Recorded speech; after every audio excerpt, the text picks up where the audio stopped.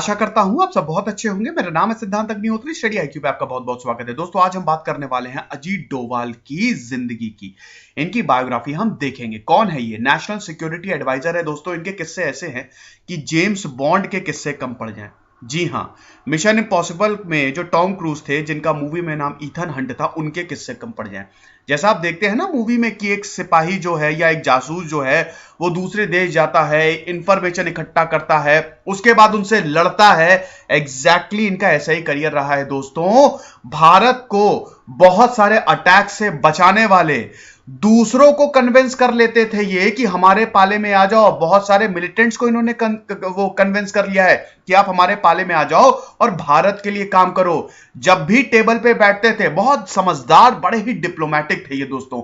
पता था सिचुएशन को कैसे डील करनी है। कश्मीर, पंजाब, मिजोरम, इन सब जगह जो इंसर्जेंसी थी उनको काउंटर करने वाले अजीत डोभाल। जी हां, आज हम इनका जीवन देखेंगे। बहुत ही जबरदस्त शानदार करियर रहा है दोस्तों अजीत डोभाल का, और बहुत सारे अटैक से भी इन्होंने बचाया है, क्योंकि आईबी के डायरेक्टर थे। इंटेलिजेंस इकट्ठा कर करके इन्होंने बहुत सारे हमले भी भारत पे नहीं होने दिए हैं। तो वो सब देखेंगे और सर्जिकल स्ट्राइक के बारे में भी जानेंगे। @e कनेक्ट मेरा फेसबुक पेज है, सिद्धांत अग्निहोत्री मेरी फेसबुक प्रोफाइल है। आप दोनों ही जगह मुझसे लेक्चर्स की पीडीएफ ले सकते हैं, साथ ही साथ सवाल भी पूछ सकते हैं। साथ ही साथ हमने हर एग्जाम को कवर किया। आप इन नंबर्स पर कॉल करिए, वेबसाइट विजिट करिए। बहुत सारे नए कोर्स भी दोस्तों प्रोसेस में है, जैसे ही वो कंप्लीट होंगे हम आपको बता देंगे। अगर इनकी अर्ली लाइफ की बात करें दोस्तों, तो वर्ल्ड वॉर 2 का जब खात्मा हुआ था, 1945 में वर्ल्ड वॉर 2 खत्म हुआ था, उसी टाइम अजीत डोभाल का जन्म हुआ था। 20 जनवरी 1945 में उत्तराखंड की खूबसूरत वादियों में इनका जन्म होता है। पौड़ी गढ़वाल, उत्तराखंड दोस्तों बहुत सुंदर है, आपको पता ही है। वहां पे ढेर सारे हिल स्टेशन हैं। पहाड़ियों की रानी मसूरी वहां पे है, नैनीताल वहां पे है, बड़ा ही सुंदर है। मैं तो वैसे 2 साल में या हर साल एक बार वहां पे जाता ही रहता हूं, बड़ा अच्छा लगता है। तो वहां पे इनका जन्म होता है। इनके पिताजी एक आर्मी ऑफिसर थे, और जैसा कि आपको पता ही है कि अगर आप आर्मी में एक ऑफिसर है तो आपका ट्रांसफर तो है जो लगा ही रहेगा। तो शुरुआती जो इनकी एजुकेशन है वो अजमेर मिलिट्री स्कूल में हुई थी, और उसके बाद इन्होंने ग्रेजुएशन किया था। इकोनॉमिक्स से इनका ग्रेजुएशन था, मास्टर डिग्री ली थी। और जब आप ग्रेजुएशन करते हैं, अब क्या करें, किधर जाएं, करियर आपका शुरू हो जाता है। इन्होंने बोला कि ऐसा है, मैं बनूंगा आईपीएस ऑफिसर। सिविल सर्विसेज के लिए जी तोड़ इन्होंने मेहनत की, 1 साल बहुत सारी पढ़ाई की, और फाइनली 1968 में ये आईपीएस ऑफिसर होते हैं। और उसके बाद इंडियन पुलिस सर्विस को ज्वाइन करके ये केरल कैडर में अपनी पोस्ट जो है वो संभालते हैं। लेकिन दोस्तों क्या है कि 1972 में ये इंटेलिजेंस ब्यूरो में आ गए, आईबी में शामिल हो गए। इनका पूरा करियर ही चेंज हो गया। आपको पता है दोस्तों, 33 साल का इनका करियर रहा है। एक आईपीएस ऑफिसर थे ये। सिर्फ 7 साल इन्होंने पुलिस यूनिफॉर्म पहनी है। आपको ये कितना जबरदस्त है, क्योंकि इन्होंने सिर्फ और सिर्फ देश के लिए काम किया है दोस्तों। ये रिक्शे वाले तक बने हुए हैं। ये रिक्शा चलाते थे जब खालिस्तानी मूवमेंट अपने चरम सीमा पे था और मिलिटेंट्स की इंफॉर्मेशन जाननी थी, तो ये रिक्शा वहां पे चलाते थे। रिक्शा चला के इंफॉर्मेशन कलेक्ट करते थे। पाकिस्तान में 7 साल तक मुस्लिम बने थे ये, जासूस थे ये भारत के, और वहां से इंफॉर्मेशन कलेक्ट करके लाते थे आईएसआई की, और जो भी उनके प्लान्स है। बहुत हिम्मत चाहिए दोस्तों, आसान नहीं है। आपने मूवी देखी होगी, वो एक था टाइगर, सलमान खान की, असली में ये टाइगर थे। और बड़ी हिम्मत की जरूरत होती है दोस्तों, ये आसान नहीं होता है।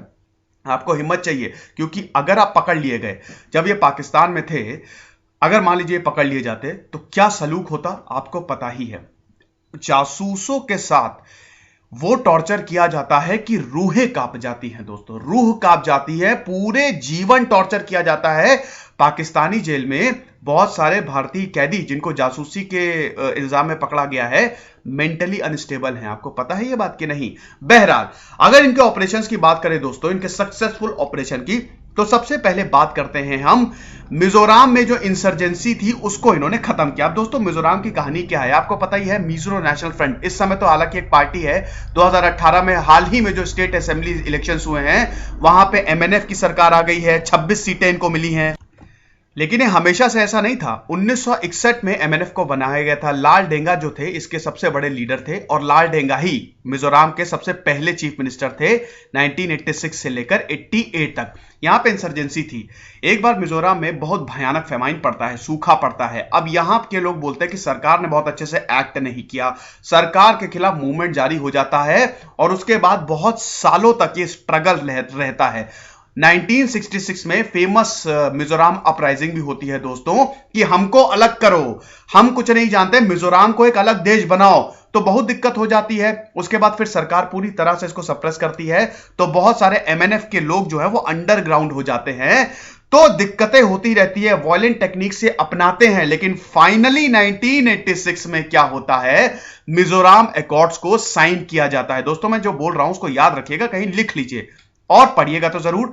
मिजोरम अकॉर्ड्स को साइन किया जाता है, वैसे कोशिश करूंगा मैं इस पर सेपरेट लेक्चर बना दूं। मिजोरम अकॉर्ड को साइन किया जाता है और इतने सालों का जो ये स्ट्रगल रहता है, जो ये वायलेंस जो हो रहा है मिजोरम में, उसको फाइनली खत्म किया जाता है। टेबल पे ले आते हैं एमएनएफ के जो लीडर्स होते हैं, 7 लीडर्स में से 6 को ये मना लिया जाता है कि आप जो है इस वायलेंस को खत्म करिए। और पता है सबसे बड़ा इसमें रोल किसने प्ले किया था? अजीत डोभाल ने। अजीत डोभाल एमएनएफ को टेबल पे ले आए थे और फाइनली इतने सालों का जो वायलेंस था ये खत्म होता है। 1986 मिजोरम अकॉर्ड साइन किए जाते हैं और उसके बाद लाल डेंगा पहले चीफ मिनिस्टर बनते हैं मिजोरम के।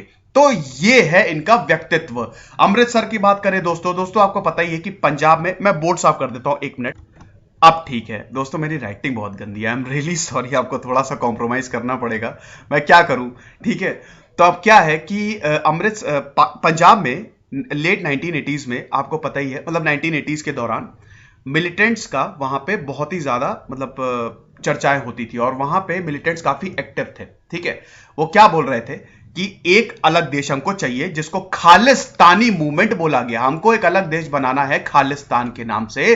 अब दोस्तों भारत में अगर कोई भी दिक्कत आएगी तो पाकिस्तान की आईएसआई उसको बिल्कुल सपोर्ट करेगी, ठीक है।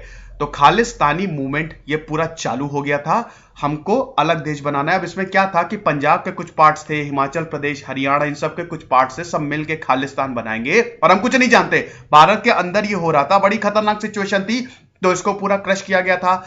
1984 में आपको पता ही ना कि ऑपरेशन ब्लू स्टार जो है वो फिर यहां पे हुआ था, क्योंकि मिलिटेंट्स ने अमृतसर टेम्पल को पूरा ऑक्यूपाई कर लिया था और उसको फिर जो हमारे कमांडोज हैं उन्होंने रेस्क्यू किया था, ठीक है।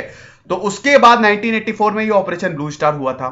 अब ऑपरेशन ब्लू स्टार के बाद आपको पता ही है इंदिरा गांधी की हत्या कर दी गई थी। उसके बाद फिर सिख दंगे हो गए थे, सिखों को, बहुत सारे सिखों को मार दिया गया था और हाल ही में अभी सजा भी सुनाई गई है, सज्जन कुमार को उम्र कैद दिया गया है जो कि प्राइम अक्यूज्ड थे।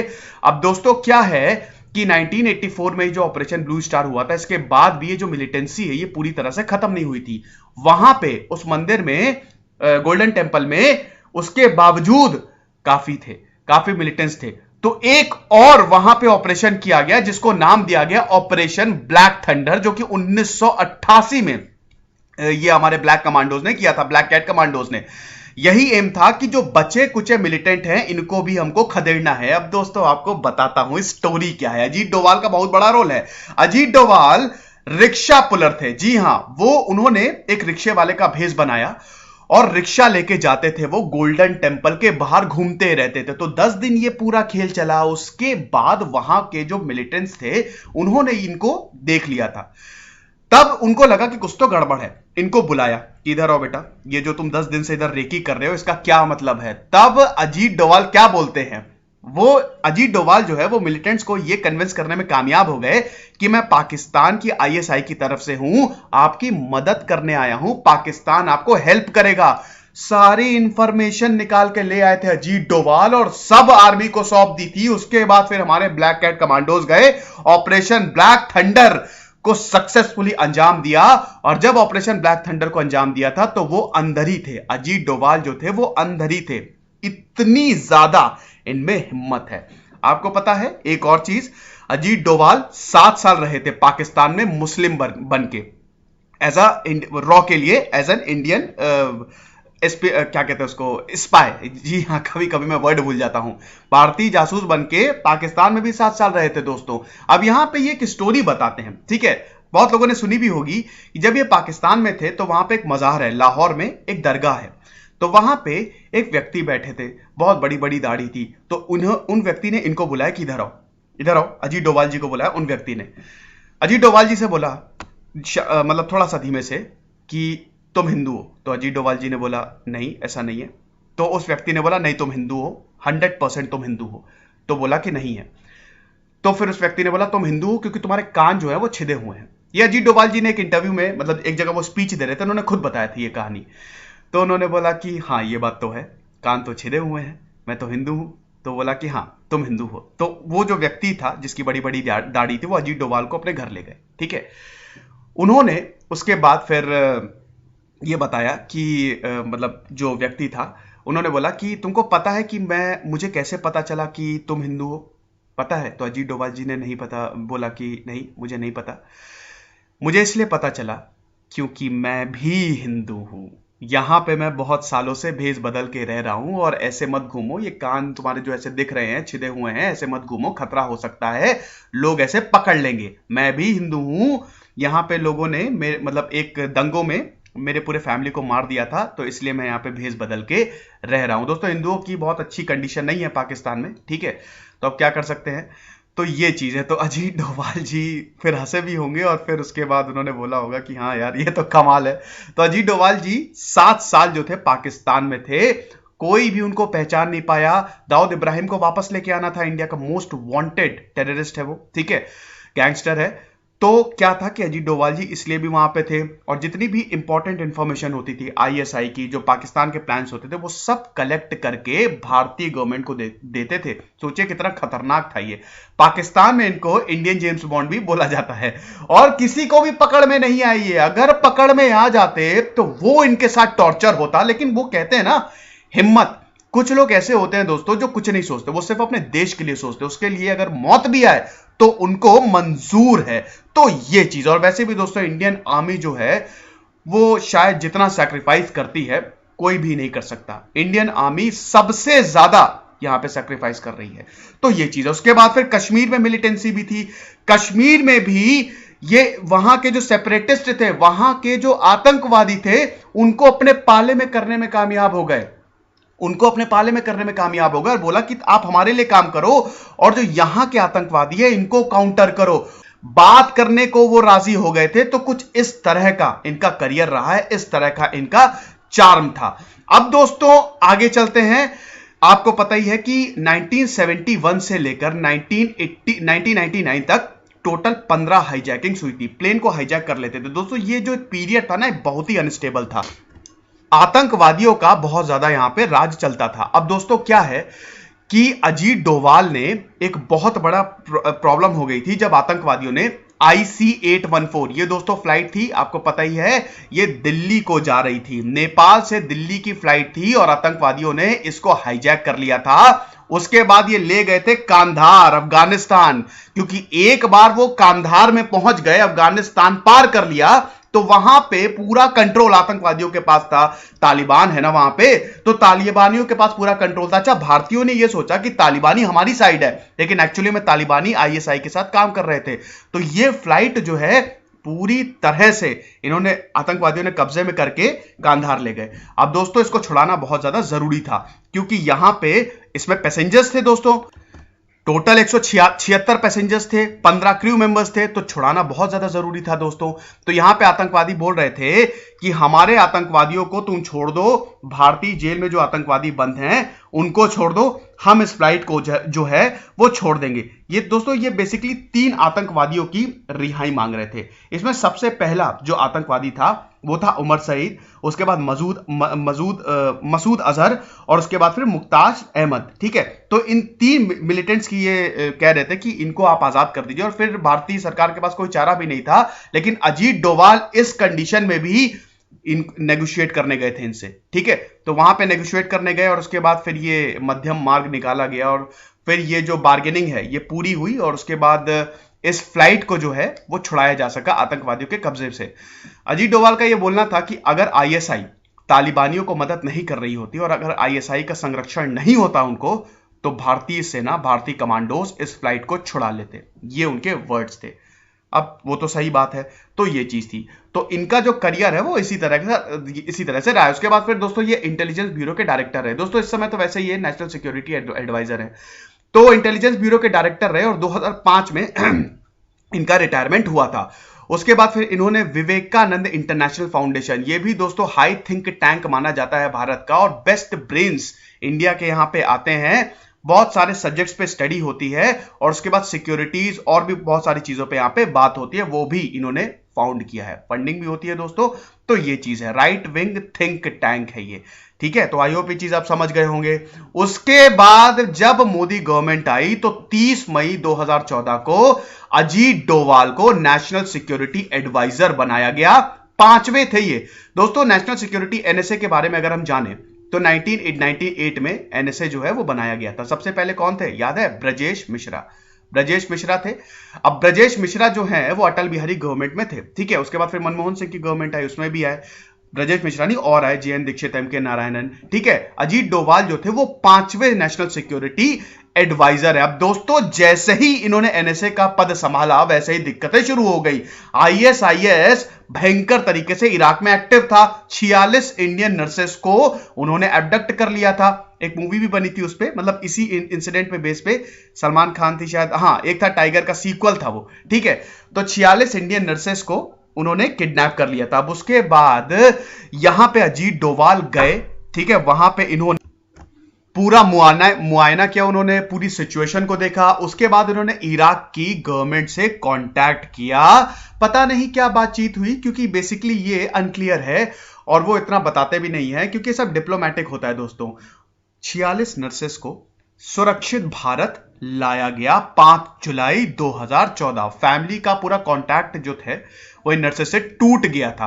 तो उस समय भारतीय सरकार जो है वो आगे आई और अजीत डोभाल ने सबसे बड़ा रोल प्ले किया। अब दोस्तों अगर बात करें सर्जिकल स्ट्राइक्स की, तो दोस्तों 2 सर्जिकल स्ट्राइक्स हुई थी, बहुत ही जबरदस्त। एक तो म्यांमार में हुई थी और एक पाकिस्तान में हुई थी।